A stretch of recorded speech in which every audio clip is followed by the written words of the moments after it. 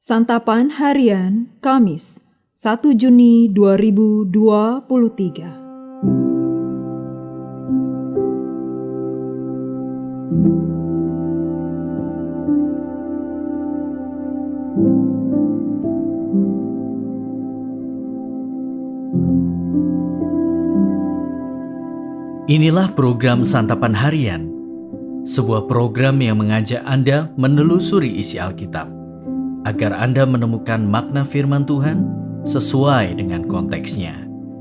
Santapan Harian tertuju bagi Anda yang ingin memiliki kehidupan rohani yang segar, kuat, dan sigap.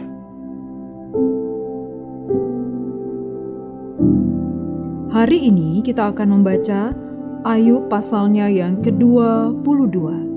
Namun kita akan membacanya pada ayat yang pertama hingga ayatnya yang ke-10.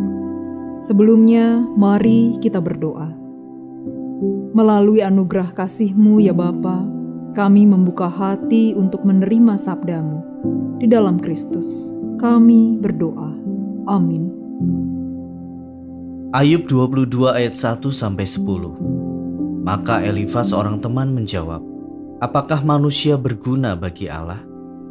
Tidak, orang yang berakal budi hanya berguna bagi dirinya sendiri. Apakah ada manfaatnya bagi Yang Maha Kuasa kalau engkau benar? Atau keuntungannya kalau engkau hidup saleh? Apakah karena takutmu akan Allah, maka engkau dihukumnya dan dibawanya ke pengadilan? Bukankah kejahatanmu besar dan kesalahanmu tidak berkesudahan? Karena dengan sewenang-wenang engkau menerima gadai dari saudara-saudaramu dan merampas pakaian orang-orang yang melarat.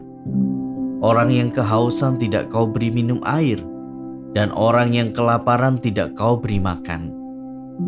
Tetapi orang yang kuat dialah yang memiliki tanah, dan orang yang disegani dialah yang mendudukinya.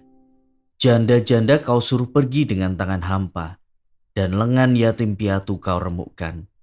Itulah sebabnya engkau dikelilingi perangkap dan dikejutkan oleh kedahsyatan dengan tiba-tiba.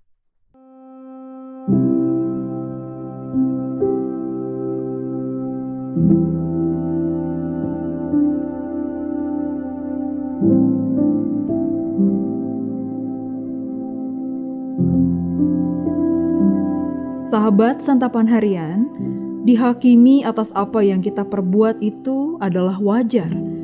Namun dituduh atas sesuatu yang tidak kita lakukan tentu sangat mengecewakan dan menyedihkan. Mungkin hal inilah yang dialami oleh Ayub saat mendengar perkataan Elifas. Dalam firman Tuhan hari ini, Elifas mengungkapkan berbagai hal kepada Ayub terkait dengan derita yang sedang dialaminya. Menurut Elifas, manusia itu tidaklah berguna bagi Allah. Tidak ada untungnya manusia hidup saleh atau hidup benar di hadapan Allah.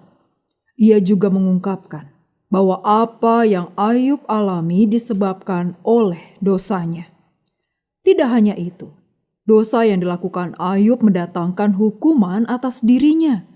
Karena itulah Elifas meminta Ayub untuk bertobat. Meski terkesan ingin menolong, pada kenyataannya perkataan Elifas secara tidak langsung memojokkan dan juga menghujani Ayub dengan berbagai tuduhan.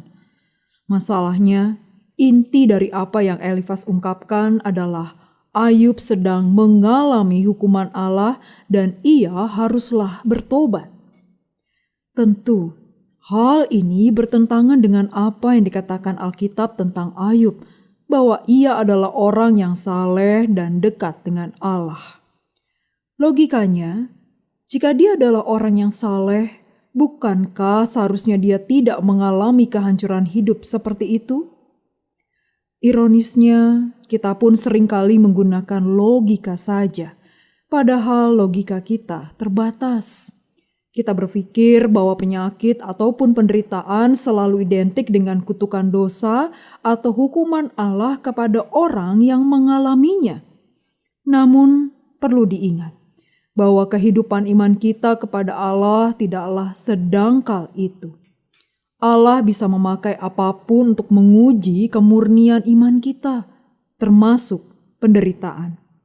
Ia melakukannya bukan untuk menghancurkan ciptaannya, melainkan untuk menyatakan kemuliaan namanya. Karena sesungguhnya inilah tujuan hidup kita, yaitu menyatakan kehendak Allah. Hendaklah kita tidak saling menghakimi, tetapi marilah kita saling mengasihi. Kiranya Allah terus menguatkan dan menyertai hidup kita sampai kepada keserupaan dengan Kristus. Mari kita berdoa. Tuhan, terkadang hidup ini sulit. Kami akui, kami tak selalu melihat maksud-Mu di dalam pencobaan. Tolonglah kami untuk mempercayai-Mu dan ajarilah kami untuk menjadi pribadi yang Kau kehendaki. Dalam nama-Mu ya Yesus, kami berdoa. Amin.